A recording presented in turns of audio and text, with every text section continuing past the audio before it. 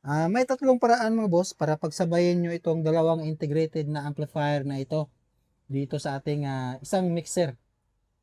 Unang connection mga boss ay yung sub nyo ay dito kayo kukuha ng out sa auxiliary 1. Ito yung kanyang kable at dire-diretso na yan dito sa input ng inyong pang sub na amplifier mga boss. Yan, sa VCD natin siya nag-input dito sa pang sub natin amplifier. At yung sa ating mid high naman mga boss, ay dito tayo kumuha ng out sa main output ng ating mixer, left and right. Yan, ito kanyang kable. Yan, ito ay nag-input na siya dito sa ating pang mid high na amplifier.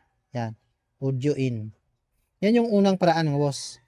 Yung pangalawang paraan naman mga boss, para para pagsabayin natin itong dalawang amplifier, ay ganito yung gagawin natin.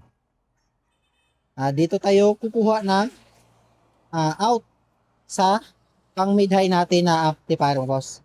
Yan, ito yung mid-high natin na amplifier, ito. At ito yung pang sub natin. Ito yung kable na ginamit natin. Ito yung nag-input sa ating sub na amplifier. Ito yung kanyang kable. Dito tayo kukuha sa mid-high na amplifier. Ito siya.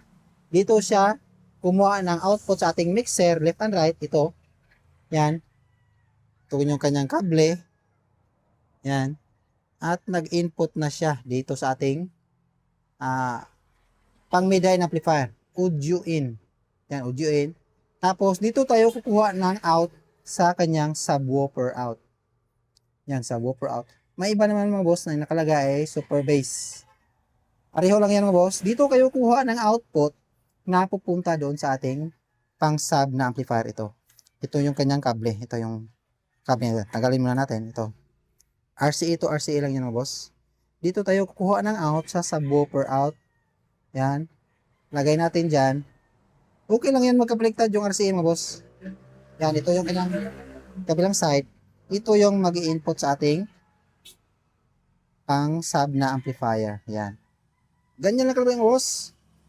Output ng mixer, nag-input siya sa ating mid-high amplifier. Tapos, output ng ating mid-high amplifier, super bass or subwoofer out, nag-input sa ating pang sub na amplifier. Yung pangatlong paraan ng mga boss na pagsabayin yung ating dalawang integrated na amplifier ay ganito yung gagawin natin. Tanggalin natin yung main output na nakakonect. Ito yung gagamitin natin. Yan, adapter.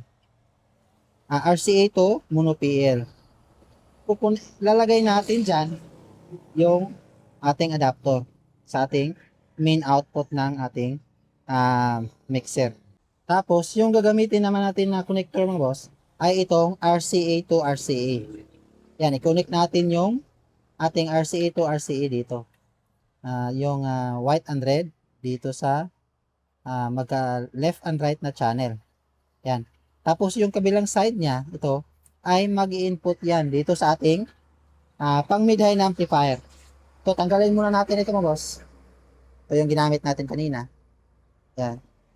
Tapos, ito yung una nating RCA, itong kukonect dito sa audio input ng ating unang amplifier o pang mid-high na amplifier.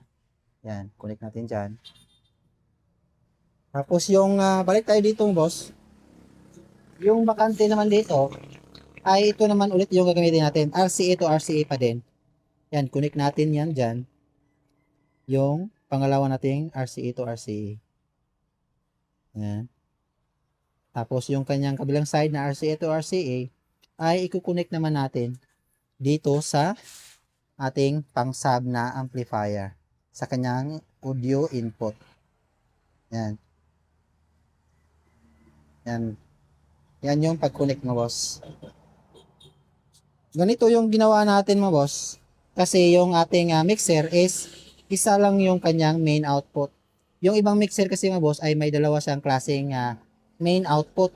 Meron siyang pang PL na main output at meron din siyang XLR na main output. Dalawa yung kanyang klaseng main output. Ito kasi yung gamit ko mga boss ay isang klase lang yung kanyang main output, which is PL main output lang, isang klase lang. Kaya ito yung ginawa natin. Mas maganda yung may dalawang main output boss, yung XLR at may PL din. Ito yung tatlong paraan boss para mapasabay nyo yung dalawang integrated na amplifier na ito sa isang mixer. Ito yung pang mid at ito yung pang sub natin. Yung tone control dito, set nyo lang yung kanyang low mid high. Set nyo lang sa high yung sa 3 o'clock, pati yung mid. Tapos yung sa bass is i-zero nyo lang yan kasi ito yung pang mid high natin. Tapos yung pang bass nyo na amplifier ay ito yung bass. Pwede nyo i-3 o'clock yung bass. Tapos yung middle ay i-zero nyo lang yan at yung treble. Kasi ito yung pang bass natin. Yan mga boss.